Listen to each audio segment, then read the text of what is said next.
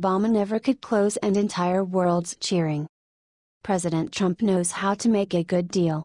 He's been doing it his whole life in his private business, and he vowed he would bring that deal-making acumen to the White House and put it to work for the American people. And after years of failed leadership and terrible deals, America embraced Trump and shocked the world by electing him. Advertisement. And despite the media's attempts to say otherwise, we are glad we did and are happy with the way things are going. Especially when it comes to China and North Korea. Because Trump just got China to do something that Obama never could get done. And the whole world is breathing a big sigh of relief.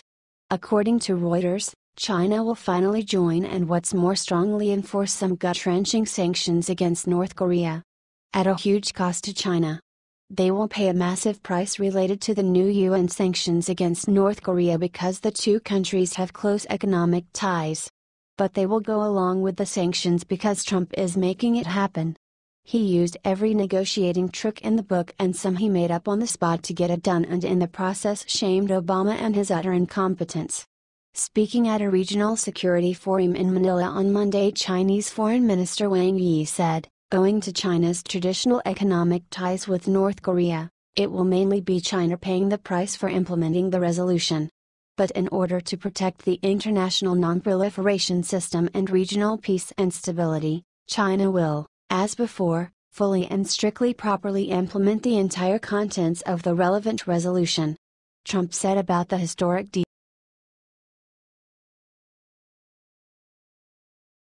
Right after suing Trump, Rams busted siphoning off $55 million in massive scandal. President Trump knows that Rahm Emanuel is a liar. He is the mayor of Chicago and is one of the most corrupt individuals in politics. He is one in a long line of corrupt Chicago mayors. The lawsuit that Rahm Emanuel brought against the Dodge is clearly a fake. His fake lawsuit against the Dodge's promise to pull funding from sanctuary cities is a distraction from the $55 million scandal in Chicago that hit airwaves last week.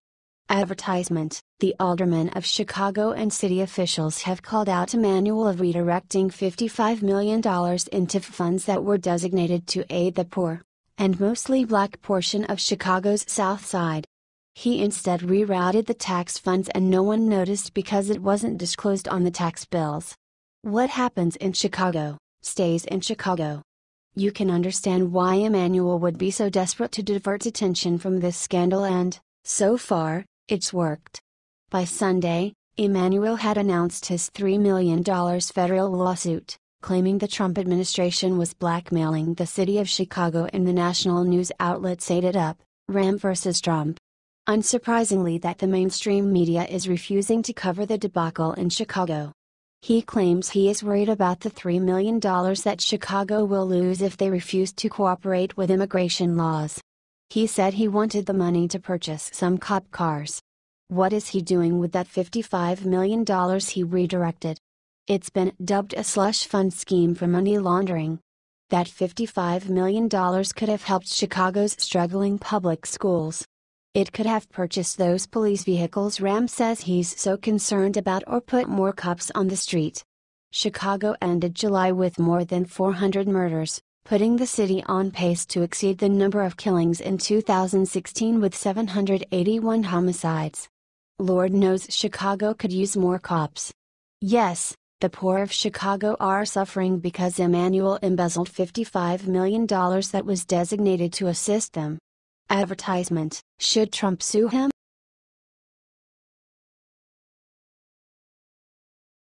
Claims against Eric Bolling fizzle out after Michelle Fields reveals explosive new info. There is a possibility that this whole scenario with Eric Bolling is nothing but another witch hunt. According to multiple different stories around him by women on Fox News, this thing is turning into something that we all experienced with Trump and Russia. Fake scenarios in order to take one man down. Different stories like this without evidence proving otherwise says that this thing is based on lies and malicious intent. It all started with Bill O'Reilly and we all know how that ended, so, due to that reason, Fox News became a very easy target and they all think that it will be the same path in order to win against this big company. I do not say that there was nothing going on in the first place, Allegations like these do not happen overnight without a reason, but indeed there is so much to this story that it is presented. Every fight and every story have two ends, and that is why we need to hear bullying as well. I did hundreds of appearances on Fox and Fox Business from 2008 to 2011, and had multiple experiences with bullying that caused grave concern to my friends and family, Carolyn said, but there is no current evidence that any of this actually happened. Bullying referred to me as Dr. Mkati on air on 4 different occasions, and called me smart, beautiful, and wrong on air twice. I pushed back with Mr. Mk, but I shouldn't have had to. This on-air behavior was perfectly acceptable to Fox executives at the time, she continued. So according to this talk of hers, there is nothing actually going on. Why? Because she repeats and says pretty much the same thing. Carolyn talks about how she was mistreated while on air with him often, but she has not gone into any more detail on the images that she was sent, thinks World Politicus. This story was originally published by Huffington Post, and she even mentioned how bullying sent the same photos to multiple other women. One of them Michelle Fields. But, here is the catch. After Carolyn told this to the public, Michelle Fields took to Twitter and denied everything completely. False. I'm not one of the women in the story, and Eric Bolling was nothing but professional when I worked with him. Please stop spreading lies.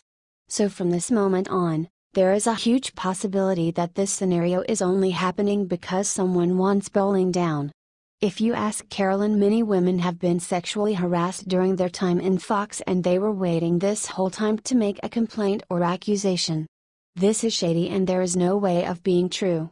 There should be texts, photos, dates, locations and times as evidence, but so far there is nothing like this presented.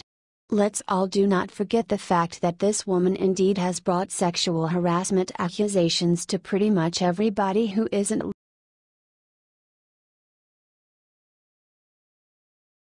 Trump give billions back to American taxpayers that Obama wasted. Here's where he found it. Over the years, many presidents promised many things. Sadly, only a few of those things happened. Fortunately, this is not the case with our current president. Donald Trump is a man of word, and so far everything he promised during his campaign is becoming reality.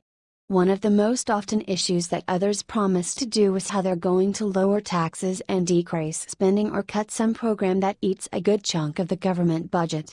They never did it though after entering the White House. Let's get back to Trump. He is in charge for almost 8 months, and in these past months he did, in fact, more than any other president ever. Trump is a hard-working man and so far is doing anything possible to improve the standard of the Americans, who worked hard and who were never recognized by the previous president. Trump, in fact, appreciates every single American, and he promised the same thing the previous ones promised, but this time he is actually doing the change and is cutting away the bloated and unproductive system that allows the able-bodied to mooch off of the taxpayers. The latest U.S. Department of Agriculture, USDA, statistics on food stamp enrollment now show that since President Trump took office in January 2017, more than 1.1 million Americans don't have to take welfare in the form of food stamps anymore, reports Freedom Daily. According to the newest data that came in, the Supplemental Nutrition Assistance Program, SNAP, dropped to 41,496,255 in May 2017, from the USDA. This number is down from 42,691,363 in January 2017 when Trump took office. In the first months, while being president, he actually made SNAP enrollment decreased by 2.79%. Food stamp participation in 2017 has fallen to its lowest level since 2010. According to some, this is continuing in a big way. So, in short words, the current administration is repairing every single mistake and damage done to the welfare system by the previous administration. Trump, in fact, proposed to cut SNAP in his 2018 budget and informed us that he is going to expand all the work requirements for able-bodied adults receiving food stamps. Also, his cut on illegal immigration canceled their food stamps because they will be deported and they do not deserve a place in here. When it comes to Obama, His numbers are totally different than Trump's. For example, during his presidency, the number of food stamp recipients was reached by 10.7 million people, with additional 32% increase since he took office. Nearly 33,490,000 people received food stamp benefits when Obama began, and during the 8 years that number increased to 44,219,123, which showed an increase of about 10,729,000 people. Freedom Daily also reported that federal lawmakers are also working on legislation that would seek to expand food stamp work requirements and put time limits on how long those enrolled in the food stamp program can receive benefits. Democrats lie, but numbers do not lie. From now on, the tax dollars are going to be given to those who really are willing to work and not to those who are unwilling. Over 1 million U.S. residents taken off of welfare is a great way of improving this country so far.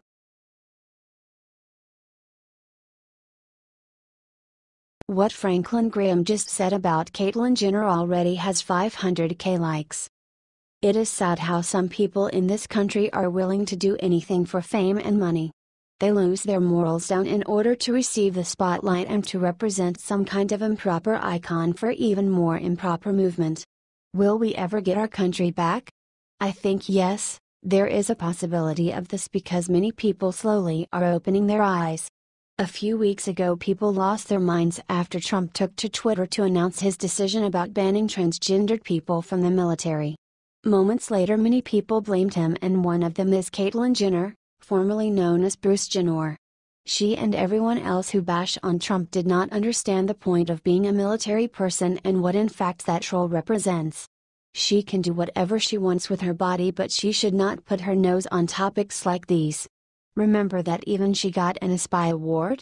Well, yes, she did, and Franklin Graham connected many dots and shared his opinion on Facebook regarding this matter, reports Clash Daily.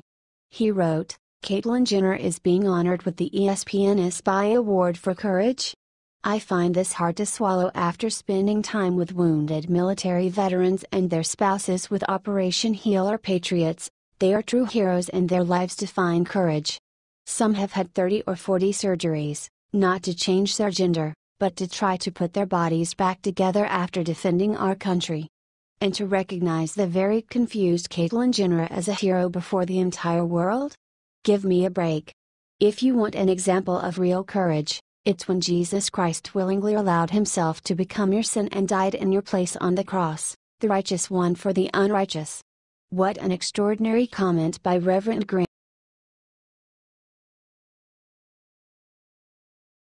Ben Carson finally says no more, announces he is officially overturning.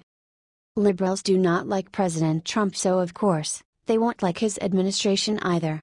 They criticize almost every single member of that administration, but for some unknown reason, they criticize Ben Carson the most. When it comes to this man, they often say how he is unqualified for his job without realizing that this man is proving otherwise. He is indeed qualified and does the job very well. This country's best brain surgeon is best in his government-given job. Only a few months ago he was the one who helped uncover $500 billion worth of clerical errors in the HUD budget. Should I say that these errors were ignored by the Obama administration, or you already know? This week the man stroked again, according to Young Cons. His department is trying to reverse the Obama administration's policy and return to a competitive bidding process to award Section 8 housing, according to a well-placed source in the department. This move will twist around the Obama-era-style methodology of using a grant-style process that was rebuked by administrators and ultimately the U.S. Supreme Court. One Department of Housing and Urban Development official said that every single step that is necessary to change this back is taken, but refused to comment or to give any further information about the case due to fear of tainting the bidding process. At this point, basically, everything that came out of Obama, even the grant style, was a total disaster. Dr. Carlson is doing an amazing job and is doing the changes we all need. President Trump made no mistake by giving him this position. Another win for the conservatives and another step for making America great again.